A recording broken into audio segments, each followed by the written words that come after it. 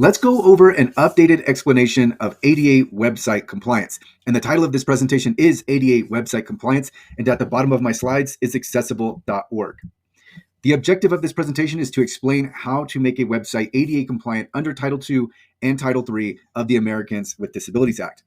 And so when it comes to Title II and Title III, there are different titles of the ADA. And Title II applies to state and local governments, which is going to include public entities. And then Title III applies to places of public accommodation, and this is going to include many private entities. So some examples of entities that are covered by Title II include police departments, schools, courts, parks, and hospitals. And then I have a screenshot from ada.gov, and it says Title II applies to state and local programs. And then it lists off public education, so schools, public transportation, recreation, healthcare, social services, courts, voting, emergency services, and offices where people go to. So obviously this isn't an exhaustive list, but it does give you a really good idea of who is covered by Title II. So when it comes to Title II, just think of public entities. And when it comes to Title III, think of private entities. So I have another screenshot from ada.gov, and it says Title III applies to businesses. And then it says businesses, including nonprofits that serve the public, also called public accommodations, include, for example, restaurants, hotels, shops, movie theaters, private schools, doctor's offices, daycare centers, gyms, and the list goes on. And I have these also listed on the bullet points for the slide. So when it comes to Title III, just think of private entities are almost all covered by Title III of the ADA. All right, so the Department of Justice is the regulatory and enforcement agency behind Title II and Title III of the ADA. So they are the authority here, and we look to the DOJ for regulations and guidance. And so the DOJ's position is that the ADA does apply to websites under Title III. Also, the DOJ recently published a new web accessibility rule under Title II. So for Title II entities, we know exactly what is required for ADA to make your website ADA compliant. And so on this next slide, I have the three important bullet points, the three important takeaways from this new web accessibility rule. And they are WCAG 2.1 AA conformance is required of your digital assets and your content and your documents. There are 5 content exceptions to be aware of, and you have a deadline of 2 or 3 years to become compliant. When it comes to Title III compliance, the DOJ has only published a page on guidance for Title III, but we don't have these explicit requirements set out. So a new web accessibility rule will come for Title III. So there will be an update to regulation, but as it stands now, the DOJ's guidance states that private entities have flexibility in how they comply with the ADA, so long as they do comply. And we know that the legal standard, the current legal standard, is meaningful access. But again, that leads us back to exactly how do we make our websites ADA compliant. I have 2 screenshots from ada.gov, and these are from the DOJ's guidance page. So I'm going to read through these screenshots. The first one states, for these reasons, the department has consistently taken the position that the ADA's requirements apply to all the goods, services, privileges, or activities offered by public accommodations, including those offered on the web. So there you have the DOJ's stance. And then on this next screenshot, it reads, even though businesses and state and local governments have flexibility in how they comply with the ADA's general requirements of non-discrimination and effective communication, they still must ensure that the programs, services, and goods that they provide to the public, including those provided online, are accessible to people with disabilities. So here, the 2 key takeaways from the DOJ is that the DOJ stance is that the ADA does apply to Title III entities, but Title III entities have flexibility. But when it comes to flexibility, what private entities want to know is exactly what do I do to not get sued under the ADA? Because what is happening, the current legal landscape is that we have 30 plaintiffs' law firms that are really running with this DOJ stance, and they are suing different entities, different private entities over website accessibility, with the claim being that because the website has accessibility issues, that the website owner is in violation of the Americans with Disabilities Act. So we have these approximately 30 plaintiffs' law firms that are sending demand letters and filing complaints in court, and website owners are finding out about this, and they want to make sure that they are not sued. So they want to know, how do I not get sued? Well, I've talked about WCAG 2.1 AA. So let's first start by explaining what WCAG means. This is the acronym for the Web Content Accessibility Guidelines, and these are technical standards. So for version 2.1 and conformance level AA, there are 50 success criteria.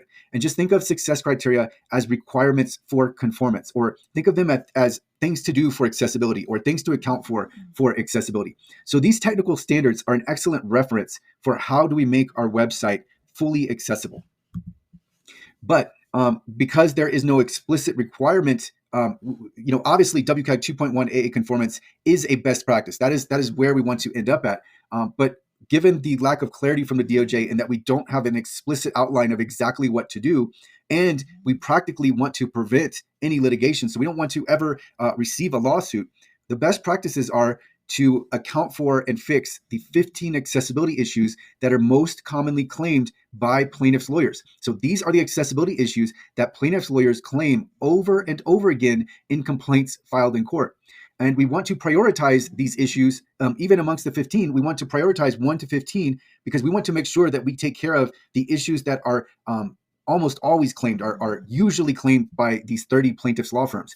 And then we want to look at our website and identify the top 5 pages of our website. These could be the primary page layouts. These could be the 5 most trafficked pages. But we want to identify the top 5 pages and start work there, starting with the homepage. So we want to find and fix these 15 accessibility issues that plaintiffs' lawyers frequently look for. And then once we resolve all of the 15 issues on the top 5 pages, then we continue on with the next 5 pages, and then potentially the next 5 pages, and so on. And then once we've resolved all of the top 15 issues on all of our top primary page layouts, then we continue on with WCAG 2.1 AA conformance, because again, that is a best practice. We saw that, we see the plaintiffs' lawyers reference WCAG 2.1. We've seen that the DOJ actually mandated conformance with WCAG 2.1 AA for Title II entities. So ideally and optimally, our website is going to be fully WCAG 2.1 AA conformant. So that's where we want to end up. But of course, there are numerous steps. There are, as I said, there are 50 success criteria that we need to work through. So the way in which we work through those success criteria is very important, because we can genuinely improve accessibility while also significantly reducing our risk of a lawsuit. And then the last bullet point I have on this best practices slide is to publish an accessibility statement. So the idea here is to make your website unattractive to plaintiffs' lawyers, because the less accessibility issues, particularly the less accessibility issues of the top 15 most claimed you have, the less likely you are to be sued.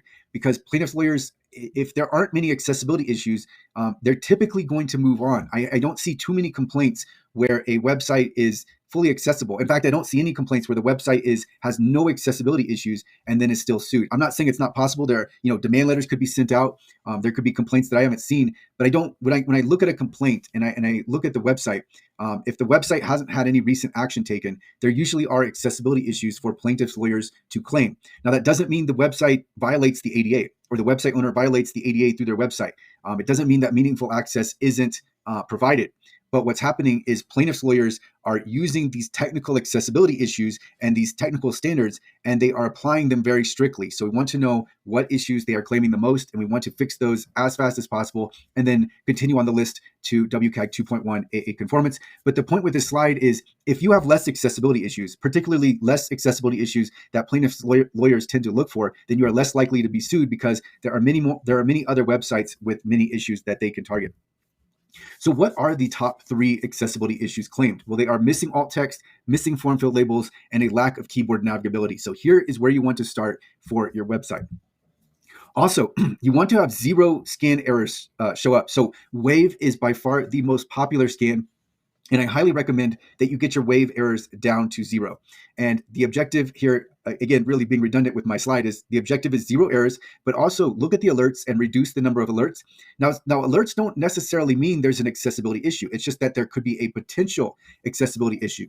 So ideally, your alerts are as low as possible, but sometimes there are just alerts that come up on Wave. It doesn't mean that your website is inaccessible. It's just Wave pointing you to a place where there could be a potential issue. Also, don't use widgets. On this slide, I have the title, No Widgets. So widgets don't make your website accessible. They don't make your website ADA compliant. Some people think of them as a temporary fix or a temporary solution. No, that logic that logic is incorrect. It is not temporary. It is not a temporary solution. It is not a stopgap. It is not a temporary fix in any fashion. It actually has, widgets can have the opposite effect, because we know there are some plaintiffs' lawyers that specifically target websites with widgets. Why would this be the case? Because it just tells you right there that the website owner thinks that this widget is going to make the website accessible, and that they've left other accessibility issues. Typically, people that have fully audited and remediated their website, they're not have a widget installed. So it's really a shortcut for plaintiffs lawyers to know this website has accessibility issues. No widgets. Don't use widgets. Why don't widgets work? Well, the first bullet point I have is there's a menu of settings, right, that you can adjust some of the settings that are going to render superficial adjustments over a website. So some of the adjustments could be a highlight, it could be it could be zooming in, it could be changing the color contrast. There are several superficial changes, but the word overlay comes from the fact that these changes literally lay over a website. So they are applied through JavaScript. The code and the content have not fundamentally been made accessible. So also, many of the superficial changes don't actually work in reality.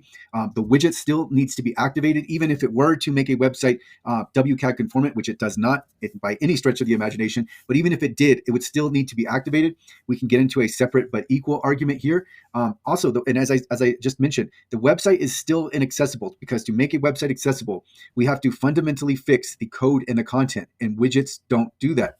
And on this slide, I have a logo really meant to indicate this is what I'm referring to when I say widgets. So there's typically a logo on the bottom corner of a website, and it will have an icon of some kind of person standing up, or some kind of indication that there's an accessibility widget. And that's what I have here on this slide. But again, if you see a widget, just know that it's not going to make a website accessible or ADA compliant. And then on this next slide, I have what is necessary, and that's what I just said. You need to manually remediate the code and the content. So we want to stay away from automation, and we want to stick to manual services, because manual is the only way that we are going to make our website WCAG 2.1 AA conformant. Now, is it easy? No. WCAG 2.1 AA conformance is not easy. It is layered, and some parts are beginner friendly. So some success criteria are beginner friendly, but other success criteria are technically advanced, and you will need a web development background to make the fixes. So, but even with the beginner friendly success criteria, so some requirements are simple, but the content remediation can take hours. So just think if you have videos on your website and you need to add closed captions to all of those videos, even using AI, if you have several videos, it's still going to take you a while to get through those videos. On this next slide, I have manual services. So the applicable manual services here are an audit, where we find and report on the accessibility issues; remediation, where we fix those issues that are found in the audit; and then also user testing, where we have a professional with a disability who is typically using assistive technology, and they are testing the website and they are relaying any issues based on their user experience. So this is more of a practical evaluation, whereas with an audit, this is a formal evaluation that uses WCAG 2.1 AA as a baseline to grade the website. So what are some helpful tools and or software? Well, scans are very helpful tools. There's the Wave Scan, Axe, Lighthouse. These are all popular scans. Wave is more beginner friendly. Axe is more developer centric. There are also browser extensions. So I really like the Digital Alley Tablets extension. That's a really helpful extension. There are any number of color contrast extensions and many more types of extensions that can help you with specific aspects of accessibility. But no tool, no software is going to automatically audit your website. It's not going to automatically remediate your website. That needs to happen manually. And then other tools and software include artificial intelligence. So AI can help you with image descriptions, for example. I just mentioned that AI can help you with closed captions. So AI can also help you with accessibility. But again, AI is not going to do everything for you. Training is really important. So you want to train your team, your digital team, whether this is your contractors, your employees, your staff, your volunteers, your interns. You want to train your team on the web content accessibility guidelines. And this is so that at the beginning of a project, we take your team from beginner to proficient. And then over time, as they gain experience, the idea is that they develop expertise for their role. So maybe your content editor develops expertise in making content accessible. Same with your developer. Your developer is going to have that necessary development background. Now they're going to be trained on accessibility, and they can incorporate accessibility when they are working with the code. And then the same logic applies to a designer. Although a designer usually doesn't have as prominent a role as the developer and the content editor, a designer, if they are trained on accessibility, can work in accessibility into their designs. Training also lowers cost rapidly over time. So initially for your project, you may need to source work to service providers, but then if you are training your team as the work is being conducted, then it's going to help you help your team so that they're not introducing accessibility issues and undoing the work that has been done by the service providers. So On this next slide, I have courses. One course to help your team learn the Web Content Accessibility Guidelines is the WCAG course. This course was created by me, and it's available at WCAGcourse.com. I also have the ADA Compliance course, and this is available at adacompliance.net. So remember when I was talking about those top 15 issues? This course prioritizes all 15 issues. So you have the order of the issues that you need to work through, and then it tells you how to find each issue and how to fix each issue. And then it also gives you code examples to work from. So if you give this to your developer, if you give this to your content editor, they're going to be able to work through this course. And oh, by the way, in the course, I also talk about delegating to the different roles. So you'll know which lessons apply to the different roles of your digital team. So the course really has strategy behind it and everything you need to work through in reducing your risk of a demand letter or a complaint being filed. And then after you go through this course, then you would want to go through and work towards and work towards conformance with all of the rest of the WCAG success criteria. But this course is going to take you through many of the WCAG success criteria already. All right. And then so with services, accessible.org offers audit, remediation, user testing, and consulting services. So if you want to accelerate your timeline, of course, you can source out the work to accessible.org, which I am the founder of accessible.org. And then so this next slide I have, and this is a slide I was anticipating earlier, we have services, then training. So I talked about this. We source the initial work because we don't have the infrastructure yet to make our webs to fully audit our website and to fully remediate our website. So we source the initial work, but then again, we have training so that we don't undo any of the work that's done. So any new content that is added, any new integrations, they need to be accessible before we will embed them or integrate them into our website. And then any code updates from the developer are going to be made with accessibility in mind. So this is why training is so important. Just right away, training can already yield benefits. And then if you want to take the DIY approach, obviously you'll still need training because you need to know exactly what to do, but then you just put the lessons into action right away. And note again that multiple roles will be involved. You need to have at least a developer and a content editor involved, but then that's going to be up for you to decide, especially depending on the complexity of your website. But one reason why you want to have multiple roles involved is so that you're not having your developer do things that you could have someone else do at a lower rate. So a developer, they're typically working at a higher hourly rate than a content editor, or we could possibly source out work on a freelance website. So that's why you want to have multiple roles involved, because we want the developer to focus on the more technically advanced code aspects, and then we want to have a content editor focusing in on the content.